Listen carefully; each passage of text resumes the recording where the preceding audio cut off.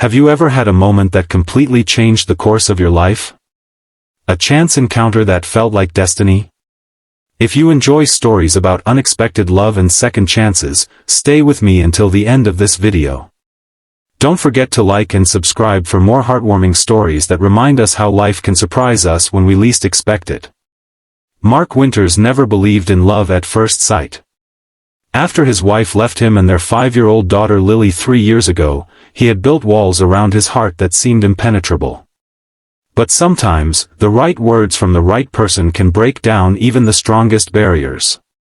The summer sun beat down on Mark's shoulders as he watched Lily build an elaborate sandcastle at the edge of the water. These Saturday beach trips had become their sacred ritual, a few precious hours when he could set aside the stress of being both mother and father to his daughter, the exhaustion of working overtime at Reynolds Marketing, and the constant worry about making ends meet. "Daddy, look! It's the biggest one ever!" Lily called out, her face glowing with pride as she patted the final tower into place. Mark smiled, his heart swelling.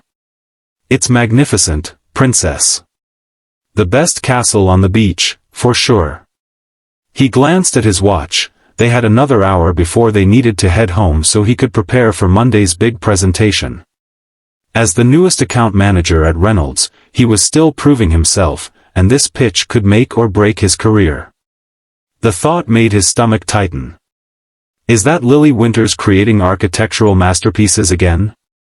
The voice behind him was familiar, too familiar. Mark froze, then slowly turned around.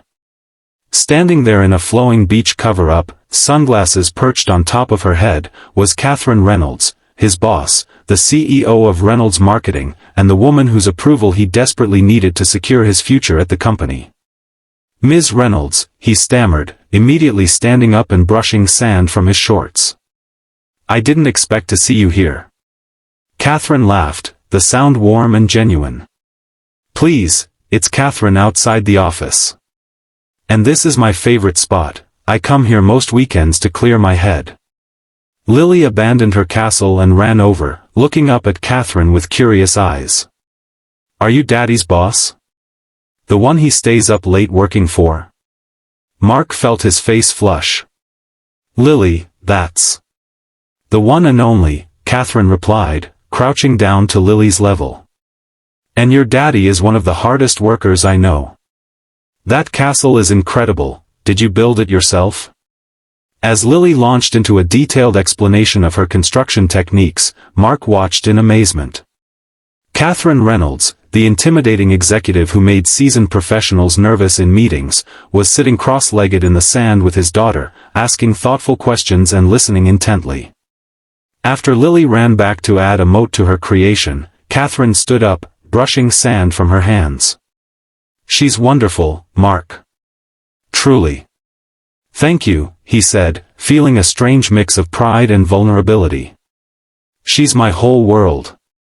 Katherine's expression softened. "I can see that. It can't be easy, doing it all on your own." Mark shrugged, uncomfortable with the personal turn of the conversation. "We manage. Monday's presentation is coming along well, by the way. I was planning to send you the final draft tonight." "I'm sure it's excellent," Katherine said, waving away his work talk. "But that's not what I'm interested in right now." She paused, looking out at the ocean. "You know, I've watched you these past 6 months, Mark." His heart sank. Was this a gentle lead-up to criticism? Had he not been performing as well as he thought? "You come in early, stay late, never complain, and your work is consistently outstanding," she continued. "But there's something else I've noticed, something far more impressive." Mark waited, confused. "The way you rearrange your schedule for Lily's school events. The Halloween costume you were sewing at lunch last month. The gentle way you spoke to her on the phone when she called during that crisis meeting." Katherine turned to face him fully. "In a world where so many people choose career over family, you refuse to make that sacrifice. You're fighting to excel at both. That kind of integrity and heart is rare, Mark. It's what makes you special, not just as an employee, but as a person." The words hit Mark like a physical force. For years, he had felt like he was failing at everything, not dedicated enough at work, not present enough at home, always exhausted, always behind. Katherine's words were the first acknowledgement that someone saw his struggle and valued his efforts. He began, but found himself at a loss for words.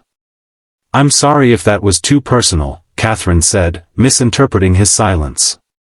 "I just thought you should know that your dedication hasn't gone unnoticed." "No, it's not that," Mark managed. "It's just, thank you. That means more than you know." Something shifted between them in that moment, a connection that transcended their professional relationship. As they stood side by side watching Lily play, Mark found himself seeing Katherine in an entirely new light. Not as the intimidating CEO, but as a perceptive, compassionate woman who had seen him, really seen him, when he thought he was invisible. "Daddy! Miss Katherine! Come see the moat!" Lily called, waving enthusiastically.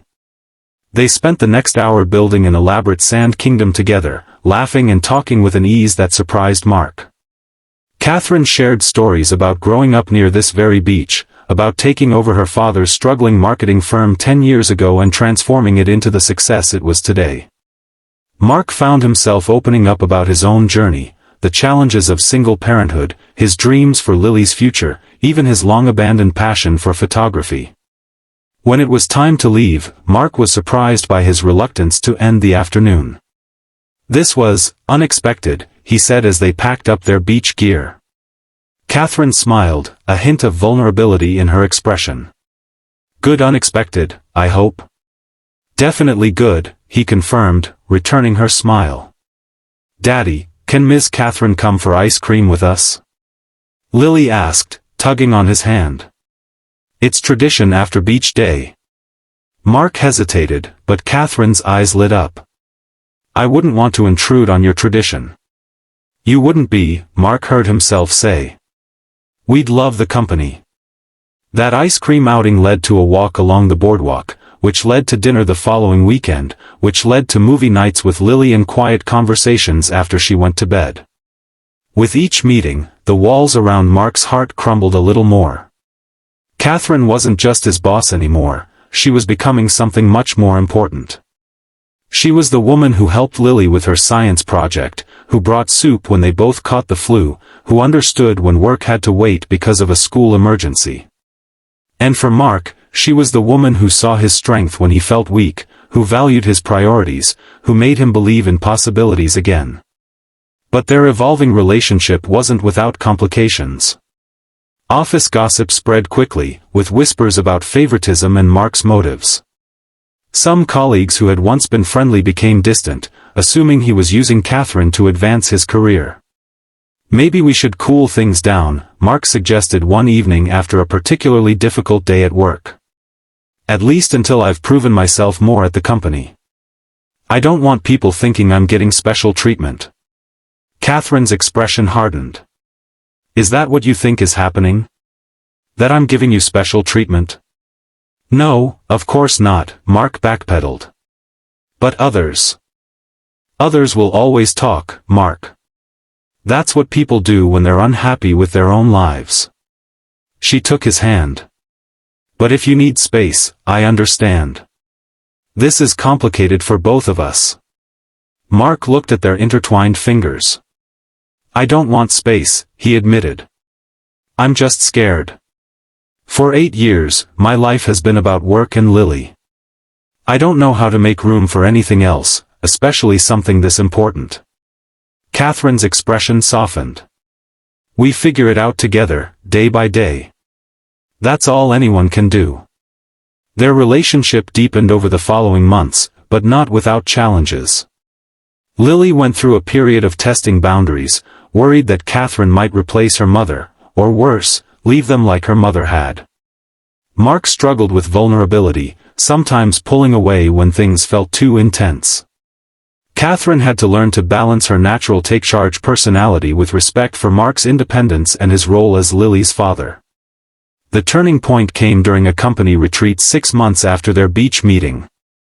Mark had just finished presenting a successful campaign when Katherine took the stage for closing remarks. Success in business, like success in life, isn't just about strategy and execution, she told the assembled team. It's about values. About recognizing what truly matters. Her eyes found Mark's in the audience. This past year has taught me that courage isn't just about taking risks in business, it's about opening yourself to possibilities you never imagined. About letting people in when it would be easier to stand alone. That night, as they walked along the shore of the retreat center's private beach, Mark stopped and turned to Katherine. Those words you said to me that first day on the beach, about seeing me trying to balance everything, about valuing my integrity, they changed something in me, he said quietly. No one had ever seen me like that before. It was like you looked right past all my failures and saw what I was trying to be. Katherine touched his face gently. I just saw what was already there, Mark. I love you, he said for the first time. Not because you're brilliant or successful or beautiful, though you are all those things.